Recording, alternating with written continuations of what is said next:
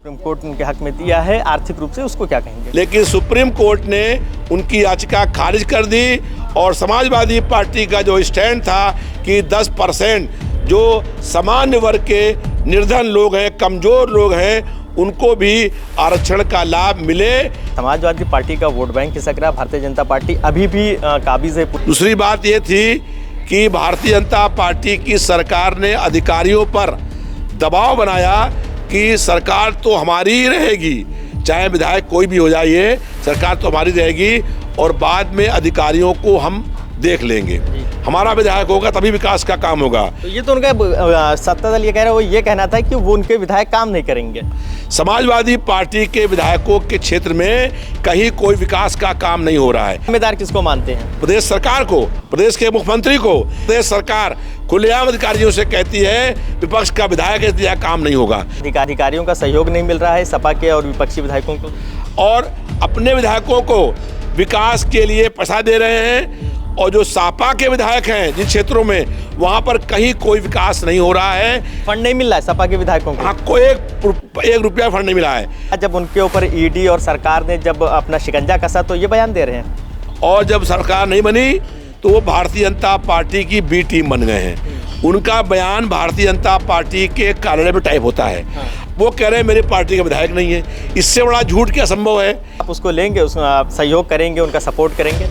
भाजपा की सरकार की ईडी से, इनकम टैक्स से, लाठी से, गोली से डरने वाले नहीं हैं। अगर किसी भी कार्यकर्ता पर जुल्म अन्याय होगा तो हम लोग उसका मुकाबला करने खड़े होंगे।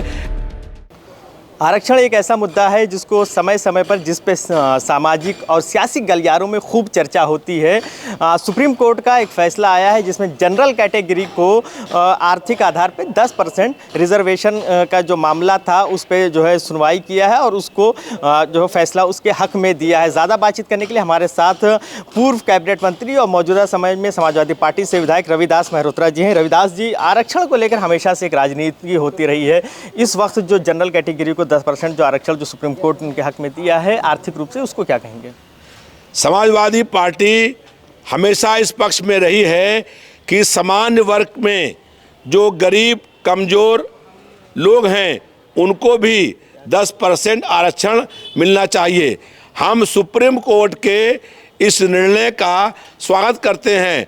भारतीय जनता पार्टी लगातार ये विरोध कर रही थी कि 10% जो सामान्य वर्ग के गरीब लोग हैं उनको ये आरक्षण ना मिले, और उन्होंने सुप्रीम कोर्ट में याचिका करी थी, लेकिन सुप्रीम कोर्ट ने उनकी याचिका खारिज कर दी और समाजवादी पार्टी का जो स्टैंड था कि 10% जो सामान्य वर्ग के निर्धन लोग हैं, कमजोर लोग हैं, उनको भी आरक्षण का लाभ मिले।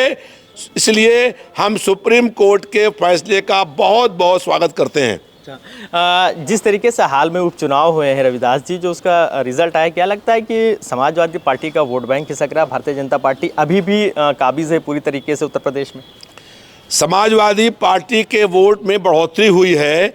जनता परिवर्तन चाहती है। अभी चुनाव गोलापुर में हुए हैं, वहाँ पर भारतीय जनता पार्टी का विधायक थे, विधायक की मृत्यु हो गई। उनके मृत्यु से लोगों में सहानुभूति थी, उनके बेटे को टिकट मिल गया, इसलिए उस सहानुभूति के कारण वो चुनाव जीत गए, पहला कारण। दूसरी बात ये थी कि भारतीय जनता पार्टी की सरकार ने अधिकारियों पर दबाव बनाया कि सरकार तो हमारी ही रहेगी, चाहे विधायक कोई भी हो जाए, ये सरकार तो हमारी रहेगी और बाद में अधिकारियों को हम देख लेंगे। तीसरी बात ये थी कि भारत सरकार ने अधिकारियों को डराया धमकाया वोट बैंक के लिए, ये कहना चाहते हैं? अधिकारियों ने को डराया और 4 अधिकारियों का मतदान के थोड़े दिन पहले ही उनका ट्रांसफर कर दिया गया दबाव बनाने के लिए, और खुलेआम भाषणों में कहा गया कि अगर विपक्ष का विधायक हो जाएगा तो कोई विकास का काम नहीं होने पाएगा, हमारा विधायक होगा तभी विकास का काम होगा। तो ये तो उनका सत्ता दल ये कह रहा है, वो ये कहना था कि वो उनके विधायक काम नहीं करेंगे। समाजवादी पार्टी के विधायकों के क्षेत्र में कहीं कोई विकास का काम नहीं हो रहा है। आप जहां पर खड़े हैं यहाँ विधानसभा है, मुख्यमंत्री का जिम्मेदार किसको मानते हैं? प्रदेश सरकार को, प्रदेश के मुख्यमंत्री को। यहाँ पर लखनऊ मध्य क्षेत्र के विधायक हैं, जहां विधानसभा भी आती है और सारा पूरा शहर आता है। कहीं दिखा दीजिए कि कोई विकास का काम हो रहा हो, कहीं कोई विकास का काम नहीं हो रहा है। मुख्यमंत्री जी ने कहा कि 15 नवंबर तक सारी सड़कें गड्ढा मुक्त हो जाएंगी और आज 7 तारीख हो गई है, 1 हफ्ता बाकी है, लेकिन कहीं पर भी लखनऊ मध्य क्षेत्र में एक भी सड़क को गड्ढा मुक्त करने का काम नहीं हो रहा है। कहीं की प्रदेश सरकार खुलेआम अधिकारियों से कहती है विपक्ष का विधायक है इसलिए काम नहीं होगा। तो यही बात गोला गोकुला में कही गई। विभागों का और अधिकारियों का सहयोग नहीं मिल रहा है सपा के और विपक्षी विधायकों को, उन पर आदेश मुख्यमंत्री कर रहे हैं और अपने विधायकों को विकास के लिए पैसा दे रहे हैं। और जो सपा के विधायक हैं जिन क्षेत्रों में, वहां पर कहीं कोई विकास नहीं हो रहा है। जनता को ये कहा जा रहा है तो फंड नहीं मिल रहा है सपा के विधायकों को। हाँ, कोई एक रुपया फंड नहीं मिला है। 7-8 महीने हो गए हैं प्रदेश सरकार की ओर से कहीं कोई विकास के काम के लिए 1 रुपया का भी आवंटन नहीं हुआ है। और हम लोग अपने जो विधायक कोटे का पैसा होता है उससे काम करने का काम कर रहे हैं। कहीं कोई भी पूरे क्षेत्र में भाजपा की सरकार कहीं कोई विकास का काम करने का काम नहीं कर रही है। रविदास जी, एक सवाल है, हाल ही में जो ओम प्रकाश राजभर ने उन्होंने बयान दिया है कि अब्बास अंसारी समाजवादी पार्टी के नेता हैं, हालांकि वो उनके सिंबल पर चुनाव लड़े थे और विधायक बने थे, तो इस बयान को कैसे देखते हैं? क्या जब उनके ऊपर ईडी और सरकार ने जब अपना शिकंजा कसा तो ये बयान दे रहे हैं? देखिए, ओम प्रकाश राजभर जो हैं वो समाजवादी पार्टी में मंत्री बनने के लिए आए थे और जब सरकार नहीं बनी तो वो भारतीय जनता पार्टी की बी टीम बन गए हैं। उनका बयान भारतीय जनता पार्टी के कार्यालय में टाइप होता है। अब उनकी पार्टी का विधायक है, उनकी पार्टी के सिंबल पर विधायक हुआ है, उस पर कोई संकट मान लीजिए आया है, सही गलत बात की बात है, लेकिन बजाय उसके लिए लड़ने के वो कह रहे हैं मेरी पार्टी का विधायक नहीं है। इससे बड़ा झूठ क्या संभव है कि समाजवादी पार्टी का और उनकी पार्टी के बीच में गठबंधन हुआ और गठबंधन में वो चुनाव लड़ा और चुनाव लड़ने के बाद जब संकट आया तो कह रहे मेरा विधायक नहीं है। आज तक क्यों चुप थे? 8 महीने क्या उन्होंने उनका मुंह में चूना भरा हुआ था? तब क्यों नहीं कहा विधायक सपा का है? तब तो कहते थे मेरा विधायक है। अब जब संकट आ गया तो कह रहे हमारा विधायक नहीं है। अच्छा, विधायक को आपके पाले में भेज रहे हैं तो क्या आप उसको लेंगे, सहयोग करेंगे, उनका सपोर्ट करेंगे? देखिए, भारतीय जनता पार्टी की सरकार किसी पर जुल्म अन्याय करेगी। हम लोग जुल्म और अन्याय के खिलाफ संघर्ष करने वाले लोग हैं। अगर कहीं पर भी भारतीय जनता पार्टी विपक्ष की आवाज़ को दबाने का काम करेगी, हम लोग संघर्ष करने का काम करेंगे। जनता के मुद्दों को लेकर के, जुल्म के खिलाफ, अन्याय के खिलाफ हमारा संघर्ष जारी रहेगा। हम सड़क से लेकर के सदन तक भारतीय जनता पार्टी की सरकार के खिलाफ हर जुल्म का मुकाबला करने का काम करेंगे। हम भाजपा की सरकार की ईडी से, इनकम टैक्स से, लाठी से, गोली से डरने वाले नहीं हैं। अगर किसी भी कार्यकर्ता पर जुल्म अन्याय होगा तो हम लोग उसका मुकाबला करने खड़े होंगे।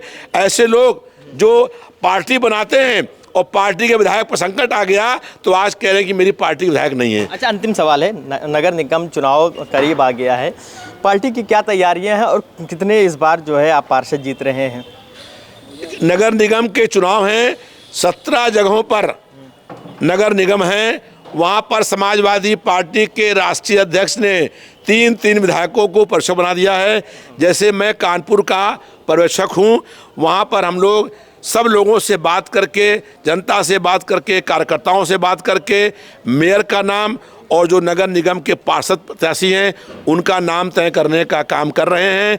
बहुत पहले से ही, 4 महीने से ही समाजवादी पार्टी इस पे गंभीर है। पार्टी के राष्ट्रीय अध्यक्ष ने, अभी मैं 2 बार तत्काल जो है 2 बार जो है कानपुर गया हूं और वहां से नाम ला करके मेयर के मैंने राष्ट्रीय जी को नाम भी दे दिए हैं। तैयारियां पूरी हो चुकी हैं जी।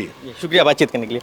तो ये थे हमारे साथ समाजवादी पार्टी के विधायक रविदास मेहरोत्रा, जिन्होंने सुप्रीम कोर्ट के आरक्षण मामले में आए हुए फैसले का स्वागत किया। इसके अलावा इन्होंने साफ तौर पे जिस तरीके से ओम प्रकाश राजभर का बयान था अब्बास अंसारी को लेकर, उन्होंने कहा है कि अब ओम प्रकाश राजभर बीजेपी के बी पार्टी हो गए हैं, इसलिए जब उनके नेता पर बुरा वक्त आया है तो उसका सहयोग नहीं कर रहे हैं। वीडियो जर्नलिस्ट आयुष के साथ फरीदुल हसन, द लीडर हिंदी, लखनऊ।